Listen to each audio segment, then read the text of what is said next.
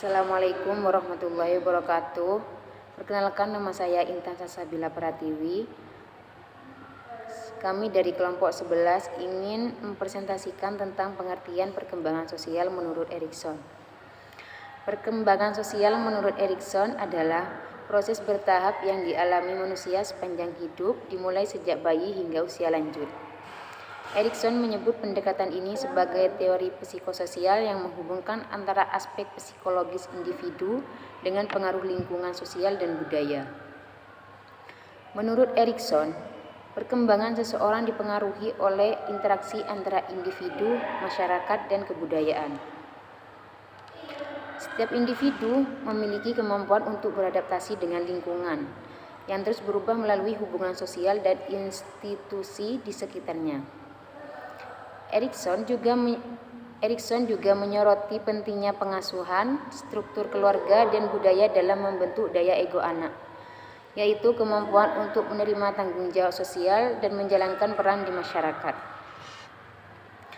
Poin yang kedua yaitu tahap-tahap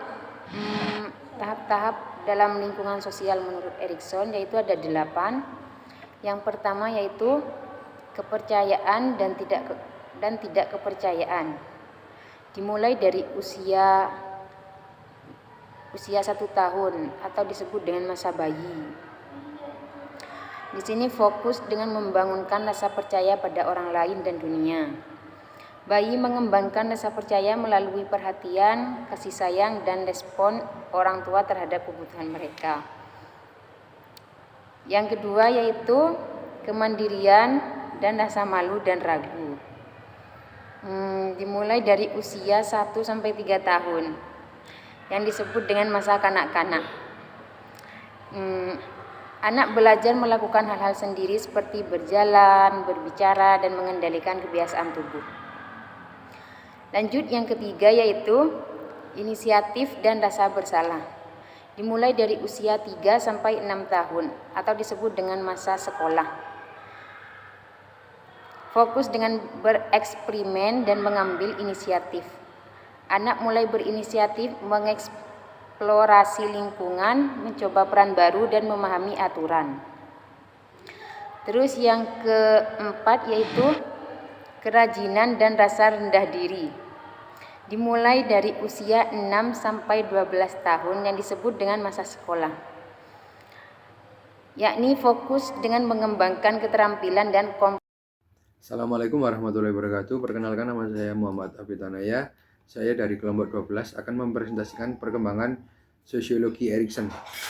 F. Keintiman dan isolasi. Pada usia 18-40 tahun adalah masa dewasa awal.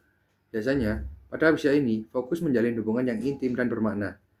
Setiap orang mencari hubungan yang dekat dan membangun keluarga. Indikasi dari keberhasilan mereka adalah hubungan yang hangat dan erat.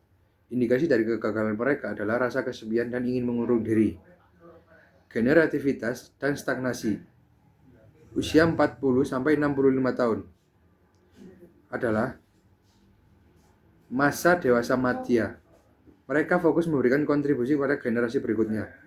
Orang-orang dewasa berfokus pada keluarga, pekerjaan, dan komunitas. Indikasi dari keberhasilan tersebut adalah rasa kepedulian dan memiliki produktivitas, masa-masa produktif.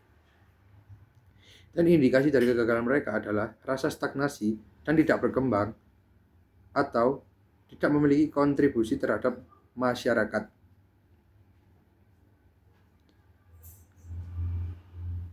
Bab 3. Implikasi proses pembelajaran perkembangan sosial Erikson. Teori psikologi Erikson menekankan pentingnya interaksi sosial dalam perkembangan kepribadian. Erikson berpendapat bahwa individu berkembang melalui serangkaian tahap-tahap psikososial di mana setiap tahap menghadirkan tantangan dan peluang untuk membangun identitas dan untuk membangun kompetensi sosial. Proses pembelajaran sosial dalam teori Erikson memiliki implikasi yang luas, baik individu maupun masyarakat. Pentingnya interaksi sosial dalam perkembangan, teori Erikson menentang pandangan bahwa perkembangan hanya ditentukan oleh faktor-faktor biologis atau internal. Dia berpendapat bahwa interaksi sosial memainkan peran penting dalam membentuk kepribadian dan identitas seseorang. Setiap tahap psikososial menghadirkan konflik yang harus dibatasi melalui interaksi dengan orang lain. Keberhasilan dalam mengatasi konflik ini akan menghasilkan kekuatan ego yang positif, yang akan membantu individu dalam menghadapi tantangan di masa depan.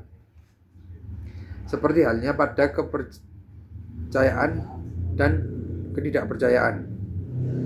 Bayi belajar untuk mempercayai orang tua dan pengasuhnya. Interaksi yang positif dan responsif dari orang tua akan membantu bayi mengembangkan rasa aman dan kepercayaan. Sebaliknya, interaksi yang negatif dan tidak konsisten akan menyebabkan ketidakpercayaan dan kesulitan untuk membentuk hubungan di masa depan. 1. Implikasi bagi pendidikan dan pengasuhan. Teori Erikson memiliki implikasi yang penting bagi pendidikan dan pengasuhan. Pendidik dan orang tua perlu memahami bahwa perkembangan anak tidak hanya melibatkan aspek kognitif, tetapi juga sosial dan emosional. Pembelajaran sosial yang efektif harus menciptakan lingkungan yang mendukung dan mendorong interaksi positif antara anak-anak dan orang dewasa. Beberapa contoh implikasi praktis dari teori Erikson dalam pendidikan dan pengasuhan meliputi A. Menciptakan lingkungan yang aman dan mendukung. Anak-anak perlu merasa aman dan diterima untuk dapat berkembang secara optimal. Lingkungan yang mendukung yang akan membantu mereka membangun kepercayaan diri dan kemampuan sosial. B. Memberikan kesempatan untuk berinteraksi dengan orang lain. Anak-anak perlu berinteraksi dengan orang lain, baik teman, sebaya maupun orang dewasa, untuk belajar tentang dunia sosial dan mengembangkan keterampilan sosial. C. Mengajarkan keterampilan sosial.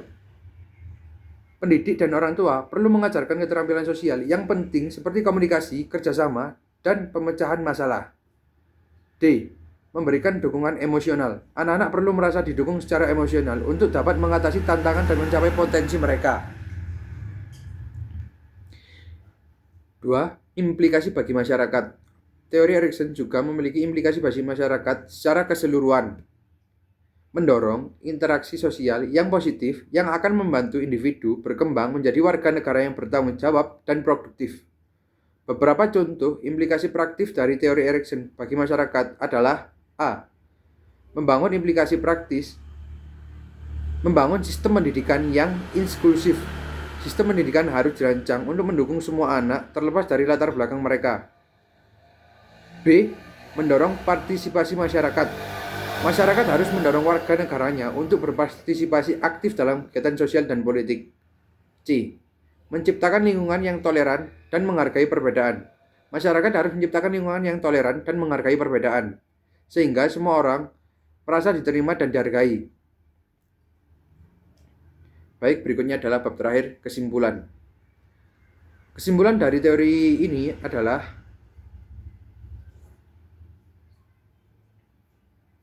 memberikan wawasan penting bagaimana individu berkembang melalui serangkaian tahap kehidupan yang dipengaruhi oleh interaksi sosial, budaya. Erikson menekankan bahwa perkembangan pribadi dan sosial seseorang tidak hanya dipengaruhi oleh faktor-faktor internal, tapi juga oleh pengalaman dan hubungan lingkungan sosial di setiap tahap kehidupan. Setiap tahap perkembangan mencakup konflik atau krisis yang harus diatasi agar individu dapat mengembangkan kekuatan ego positif dan mencapai kesejahteraan psikososial. Tahap-tahap perkembangan Erikson mencakup pembelajaran dari bayi hingga lansia, di mana setiap tahap menghadirkan tantangan perlu diselesaikan untuk mencapai keseimbangan antara aspek-aspek yang berlawanan seperti kepercayaan, ketidakpercayaan, otonomi, dan rasa malu, atau identitas dan kebingungan peran. Keberhasilan dalam mengatasi konflik ini berperan penting dalam membentuk identitas, keterampilan sosial, dan kemampuan untuk menjalin hubungan yang bermakna dengan orang lain.